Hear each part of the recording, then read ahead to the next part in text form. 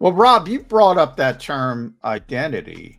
And that's my biggest concern with Nick Sirianni because we can bring up all the problems. We can bring up the young quarterback, the offensive line issues, very young receivers, running back. I think Miles Sanders, people in Philadelphia, too many think he's Derrick Henry. He's not. All these problems. But you should have, by game 6, you should have an identity. It could be a bad identity, but we should be able to know what your offense is, what your offense is trying to accomplish.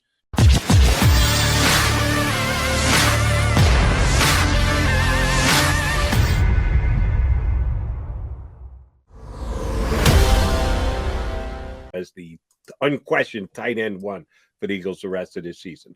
All right, I see Rob Maaddi's smiling face. It looks like he's ready to go up aboard with us. How are you, Maaddi, man? What's up, fellas? Good morning. Morning, Rob. Excited to see you. Are you back? I assume you're back in Tampa. Is that correct? It's not quite as beautiful as the background behind you guys, though. Look at that. That's nice. That is nice. I mean, I'm on the beach. Jody's in front of the casino. Jody wishes he was inside the casino. I hear you. Quick question. You came up for the Eagles and Tampa last week. Did you get to hitch a ride with the Bucs? Since they were flying into Philadelphia, you should have taken advantage. Yeah, I should have been on that team charter. I mean, don't you think? To fly in style would have been nice. See the inside and the inner, what goes on a team plane. But nope, I flew coach just like everybody else. Yeah, I wish I had the charter to Vegas, Rob, because I don't know what happened, but man, those flights are expensive. Oh, it's crazy nowadays, isn't it? Yeah. Used to be the easiest place to get to was Orlando and Las Vegas. No more. I don't know what happened there, but I digress. That and try and buy a car too. If you can even find a car anywhere to buy, and then price is skyrocketed. Yeah. But fans are not interested. So let's shift it towards the Philadelphia Eagles. We'll start there. We'll get into some league stuff with you as well. But I do want to get your thoughts over this mini bye, and you saw how things went in Tampa Bay. It seems like we've started almost this civil war with Eagles fans where it's the coach is a terrible play caller or the quarterback can't play. It's one or the other. Where are you as far as what is this offense? Is Nick Sirianni trying to protect Jalen Hurts? Is Jalen Hurts just not performing up to par? Little from column A, little from column B. Where are you with this team? I think it's a combination. I kind of tried to ask Nick that. I guess it was on Friday after the game. And my question was, how much of this offense that we're seeing is what you want to do, regardless of your quarterback? Is this the Nick Sirianni offense, whether it's Jalen Hurts, Joe Flacco, Gardner Minshew, or a quarterback to be named later? Or how much of this, what we're seeing, is specifically catered to fit what you think Jalen Hurts can do best? And are there any limitations? And, Nick, he gives you a 450-word answer. And as he goes all the way around, he said it's kind of a combination of both. And I've been a guy, guys, who thought that Jalen Hurts should start every game this year because the number one priority in 2021 is to find out if he's going to be QB1 in 2022, and it's trending down right now. But I'm starting to wonder, would it be beneficial to take him out, just to not bench him for the season, a one game, stand on the sideline, let another quarterback, whether you want to go Flacco or Gardner Minshew, and let's see how they operate Nick Sirianni's offense. That way we can determine, the Eagles themselves can determine, are there issues, are there flaws within what Jalen's doing that another quarterback can run this system more efficiently, or if he has another QB in there, is Sirianni going to do different things? So the offense has no identity, and I don't think we're any closer to finding out what Jalen Hurts can be next year right now. It's starting to look like they're going to be in the market for a quarter, which they may have thought all along anyway. Yeah. And isn't that the worst case scenario, Rob? To not know what you have at the end of this season, to say, okay, Jalen Hurts can do some unique things. His numbers are fine if you look at it overall when you compare it to the rest of the league. But as you say, you look under the numbers into the context, it hasn't been good as a whole. And if you don't figure out, I use that stat all the time. The Eagles have thrown 3% of their passes inside the hashes. They're not throwing the football over the middle of the field. How can you learn about a quarterback if you're taking away that portion of the field with, oh, by the way, Dallas Goedert, when he was out there, Zach Ertz, as he had him for the first 6 games, running backs like Kenny Gainwell, Miles Sanders. How do you take that away from an offense? And let me start first with some of those numbers. Some of the numbers look good. Some of those numbers are skewed because there's a lot of garbage time. Oh yeah, padding of the stats, and that is something that coaches realize that they know what you're doing in the first 3 quarters when the game matters, and then that's a terrific question. Like when he's not throwing between the hashes, and you had Ertz here, and you have still Goddard here, and Kenny Gainwell can run those routes. And is that Jalen's reluctance? Is that Jalen not feeling comfortable making those throws? Or is that Nick Sirianni not feeling comfortable having Jalen make those throws? Both are a problem. One or the other. If it's the coach not having confidence that his quarterback can do that, that's not good. If the quarterback doesn't feel comfortable doing that, that's not good. There's an issue there. Rob, let me lay it out the way John just did a couple questions ago. Judging Nick Sirianni. Maybe we can't judge Nick Sirianni because Nick Sirianni is bending over backwards to protect Jalen Hurts. So we want to learn about Nick Sirianni. So give Jalen Hurts a week off. You're going to put someone else in there. More so to check out what Nick can do without the Jalen Hurts offense in place. How fair is that to the guy you're going to throw in there? Joe Flacco's gotten limited reps in practice, and we're now 6 weeks removed from preseason. Gardner Minshew's getting, I assume, no reps in practice as the third quarterback. You're going to put them in there with a retooled, on-the-fly, 2 practices in the middle of the week to get ready for a Sunday game? What are we going to really learn if that's the case?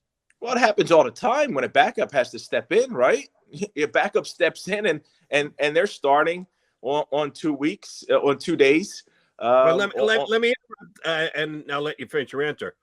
We're starting from a position of the offense has been designed for Jalen Hurts. So is the backup going to come in and just run Jalen Hurts' offense?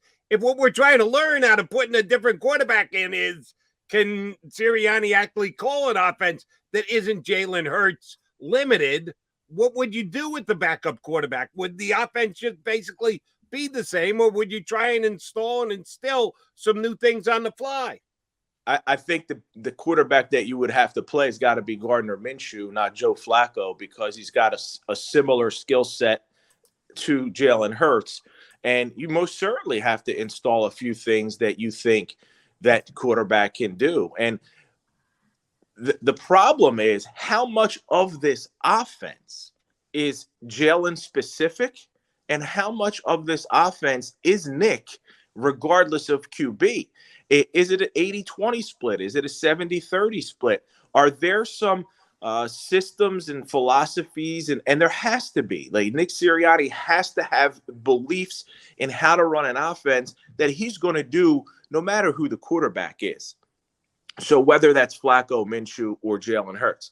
But in order to see someone else operate it, you got to give them an opportunity to do it. The problem with that, and I'm going both sides here, if that happens, and if you put a backup in there and they do run it efficiently, and the Eagles do have success, and they win the football game, then you're going to have a situation where do you pull the guy out because you want to find out more about Jalen Hurts this year than it really matters about a backup quarterback winning you one football game? And that can create a scenario where it becomes even more difficult on Jalen Hurts. So that's where I would be a little reluctant to do it, because you could have a a bench Jalen situation where fans are now saying, "Oh, Joe Flacco ran his offense." And you already heard that. We've seen people calling for the backup quarterback since the preseason in snaps that didn't even matter. What was it? The Jets game? I don't know which game it was. Flacco put up some numbers that nobody cared about. So where are you, Rob? What have you learned about the quarterback of the Philadelphia Eagles? What have you learned about Jalen Hurts? And do you think he could be a long-term starting quarterback in this league, be it in Philadelphia or somewhere else? I don't know. I don't. I really don't. I need to see more. I know he can do some things with his legs. He can create plays. He can make certain throws, but he's missing too many, guys. He's missing a lot of throws deep. He's missing throws that are very makeable. There was a throw to Ertz on 3rd and 5 last week that was towards the sideline, and he overthrew it. Yeah, you got to extend that drive. And with each week, there's 2, 3, 4 throws in a game that he's not making, and it's consistent. He got lucky on the 2 deep balls that were underthrown that turned into pass interference penalties. So are those things that he can get better at? I would hope so. And then there's stuff that he does very well, and he runs the ball very well. He can create, he can get outside the pocket, and you'll see a dynamic play. I just don't know that he can be a legitimate full-time starter. Can he win some games? Depends on who the guys are around him. I think if you plugged him into a Dallas Cowboys offense where they actually run the ball, they got more talent, he'll win some games. But if he's going to have to be looked upon as the guy in Philadelphia with an offensive line that's still growing right now, and we've had the issues. Lane's coming back, and I actually, guys, been surprised. Andre Diller's played very well. What are you going to do with him when Lane Johnson comes back in? And obviously, he's going to go back to the bench. But they've gotten better. But they don't have an offense that Jalen Hurts can step into and just run it. He's got to be the playmaker here, and right now he's missing too many throws every week that you wish that if you connect on 1 or 2 of those, the outcome of the game could be different. Maaddi, man, is this the week we see the return of the run to the Philadelphia Eagles? Never. And if so, never. This coach isn't going to do it. He's not going to ever run it 20 times. You sure? Jody, I don't know, man. I don't know. And it's baffling at times because you look at the success they had in the 4th quarter running that ball against Tampa. And I know it looked like Tampa had checked out of that game. Hey, let's just get it. We got the W. Let's just get out of here. But when Miles Sanders breaks off consecutive runs of 20, whatever, and 15, whatever it was, and it has 50 yards in the 4th quarter, you go, hey, this could have happened maybe earlier in the game. And for whatever reason, this coaching staff and even Doug in the previous regime, they didn't think that Miles Sanders was a 20-carry-a-game guy. And it's been twice in his career he's had 20 carries. Yeah. I don't care who gets it 20 times. If Kenny Gainwell gets it 10 and Miles Sanders gets it 10, I'd like to see that. I just think running the ball will take some pressure off Jalen. And that's one way to help him is run the ball a little bit more. Take some pressure off him. Make people actually have a inkling of doubt when you play action. You play action now, nobody thinks they're going to run the ball. They know it's going to be a pass. And try and do some of those things to take some pressure off your quarterback. And I don't. That's where the question goes: Is this what Nick Sirianni would do, regardless of who his quarterback is? Is he going to go out there and throw the ball 75% of the time? Whether he has a young guy next year or a veteran, I don't know. Well, Rob, you brought up that term identity, and that's my biggest concern with Nick Sirianni, because we can bring up all the problems. We can bring up the young quarterback, the offensive line issues, very young receivers, running back. I think Miles Sanders, people in Philadelphia, too many think he's Derrick Henry. He's not. All these problems, but you should have, by game 6, you should have an identity. It could be a bad identity, but we should be able to know what your offense is, what your offense is trying to accomplish. Is that the biggest indictment in Nick Sirianni? I have no idea what this offense wants to accomplish. No idea. Yeah, and when he tried to answer that question the other day. He said, we're still developing it, right? And then he said that other teams, they don't always know their identity. They develop it and it grows as the season goes on. And I think maybe that might be the case for other bad teams, but good football teams, winning teams, successful teams, teams that are going to be playing in January and potentially February. They know who they are. We know what they want to do, and they go out there and they do it anyway. And you're right. This may be a big indictment on Nick Sirianni that 6 weeks into the season, we don't know what they are. They don't know what they are. They question it themselves. Jalen Hurts said it after the game against Tampa. We don't know, or we're working on our identity. And do you want to give Sirianni an out and say, hey, maybe it's because of the quarterback, or is it just the head coach? And this is him right now, and he's struggling, learning on the fly. You got a rookie coach learning on the fly, first-time play caller, learning on the job. And that sets up for what we're seeing now.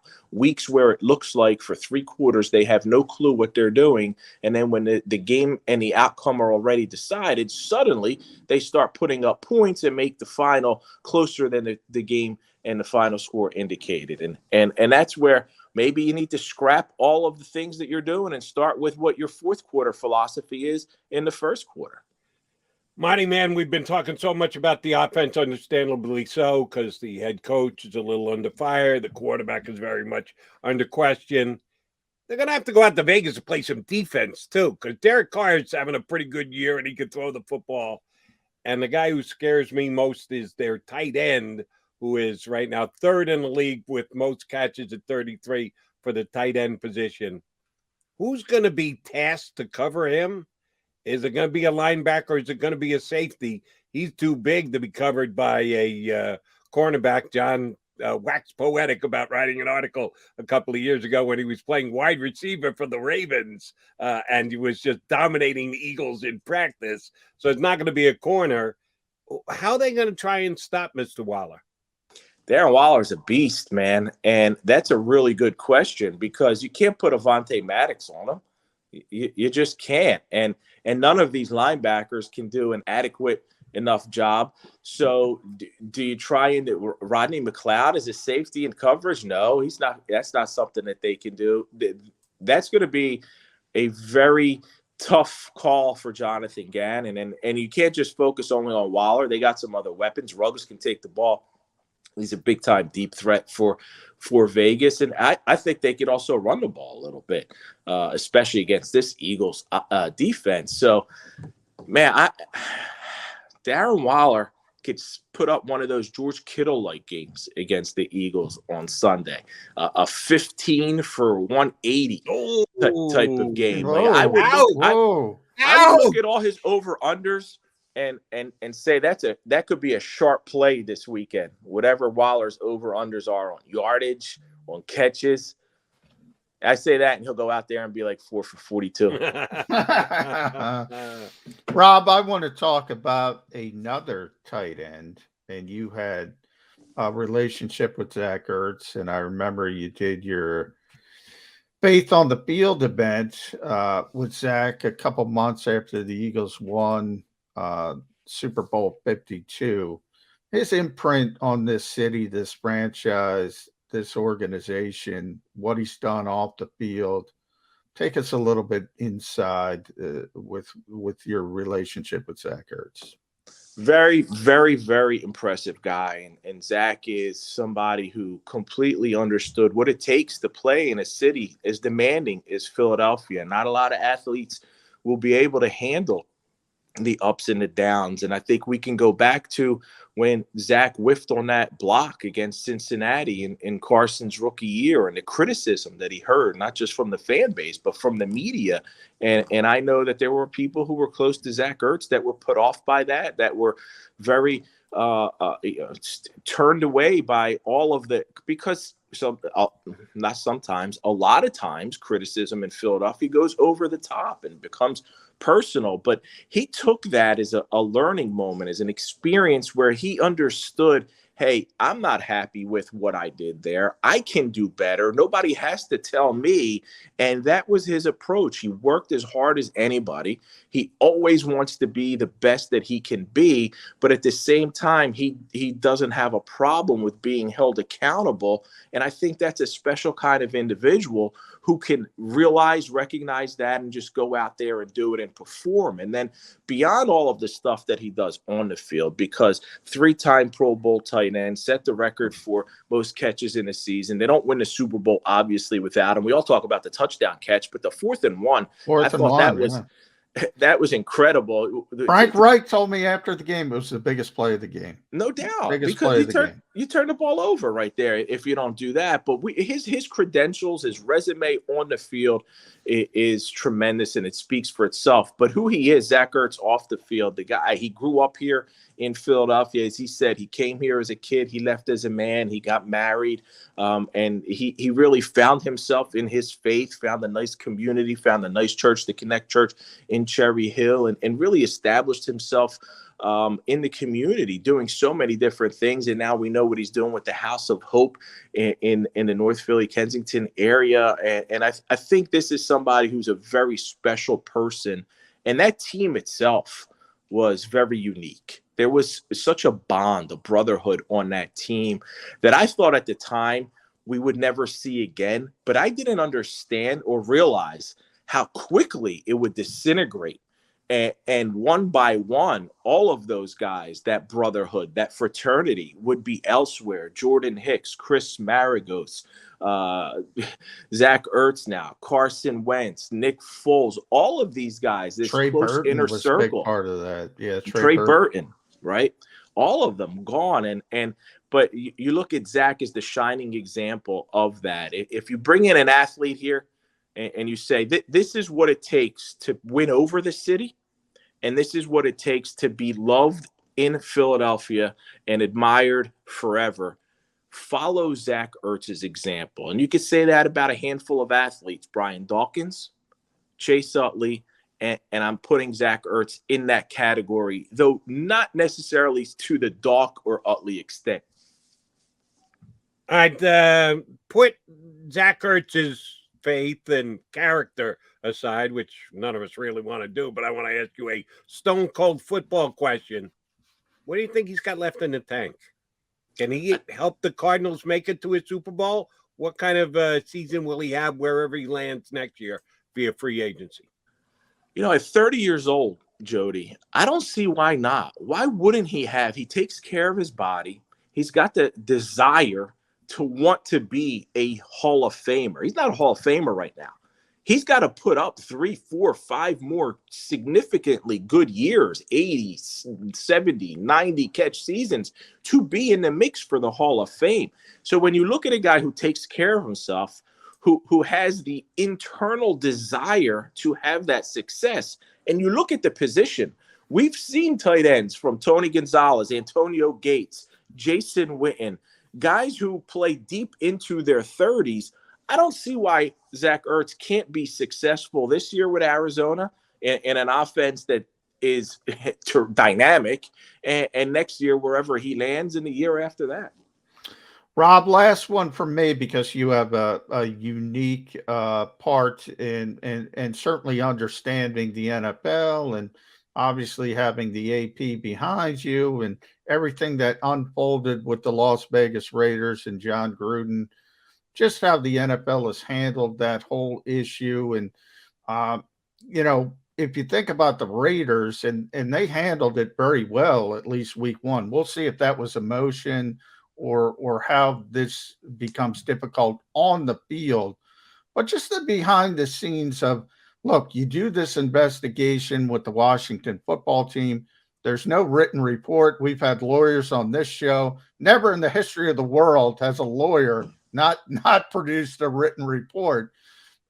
Your thoughts on how the league has handled this whole thing? Well, let's start there. When you have an investigation and there is no written report, that is shady. That raises eyebrows. That draws red flags. What are you trying to hide? Now, from all of the people that I spoke to at the league, and I have really close sources who are very familiar with everything going on, it was a small group of people who were privy to that information. It was the league, and not everyone at the league office. It was a small group of people at the league office who were privy to that information. It was the Washington football team and the lawyers. So someone had to purposely leak John Gruden's emails with the intent of trying to get this guy out of the NFL. And you know, we can all have fun trying to guess who did this and who did that without knowing. But I think that when something like that happens, there's got to be more transparency.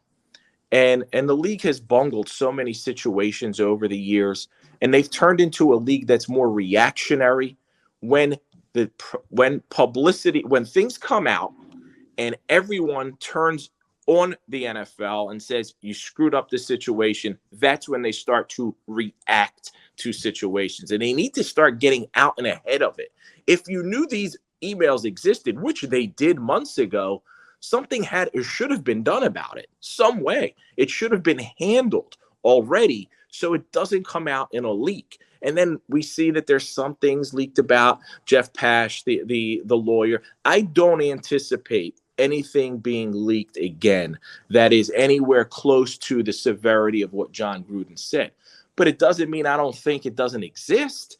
And I don't think anybody out there doesn't believe that there are 650,000 emails and not 1, 2, 3, 4, 5, or 10 people may have said something that would warrant, whether it's a fine, a suspension, or, hey, you need to not be doing that kind of thing on company email. And it's all starts out with transparency, and the league really doesn't have much of that.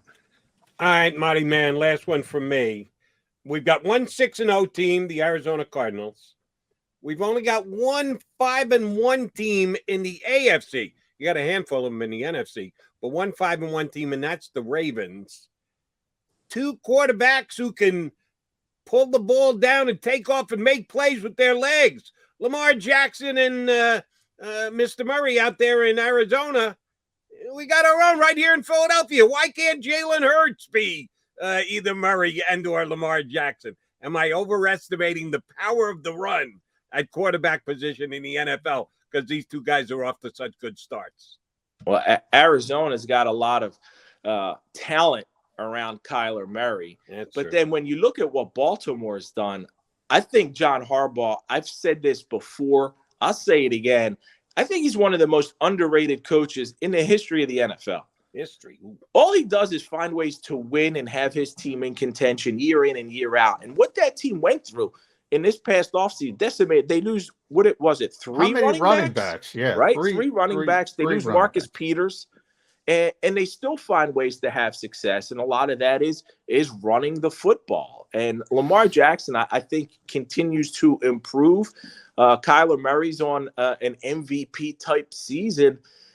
Why can't Jalen Hurts be that way? Well, you got to surround him with that kind of talent. You got to game plan for him to be able to have that kind of success. And they just don't have that here in Philly. They just don't have what it would take to get that done. And that doesn't mean they can't, because I look at Devontae Smith and I said, this is a guy who's a legitimate number one. And Jalen Reagor still shows me an occasional glimpse, an occasional hope for the future. And then we all know about Miles Sanders and Kenny Gainwell, what we think they can do. Maybe they can actually get the ball in their hands so they can go out there and do it. I was actually surprised that John Harbaugh didn't sign Shady McCoy before he retired as an Eagle. All they're doing is recycling old backs. Why not give Shady? He get another Super Bowl. He got one with the Chiefs. He got one with the Bucks. Let him get one with his boy John Harbaugh. That would have been great. That would have been great. And it's like I think Drew Brees might have said this the other night. He's like their running back rotation is just a plug and play. Just whoever goes in there is going to run. Yeah, including Le'Veon Bell this past week. Maaddi, man, always a pleasure, buddy. I know Johnny will be seeing you at the Eagle games going forward. You're not going out to Vegas this week, are you? No, I'll be at Buccaneers Bears. Very Buccaneers nice. Bears. All right. We will be reading you. We always enjoy talking to you, brother. Thanks much for hopping on today. We'll get back with you soon enough. Thanks, guys. Have a good one. Appreciate it. Thanks, Rob. Rob Maaddi does an outstanding job for the Associated Press and us. Whenever we get him here on Birds 365, does a great job with us, and we thank him for it. All right, John McMullen, Jody McDonald, the clock is ticking. We'll come back. You know what we got to do, put a bow on this show here on Birds.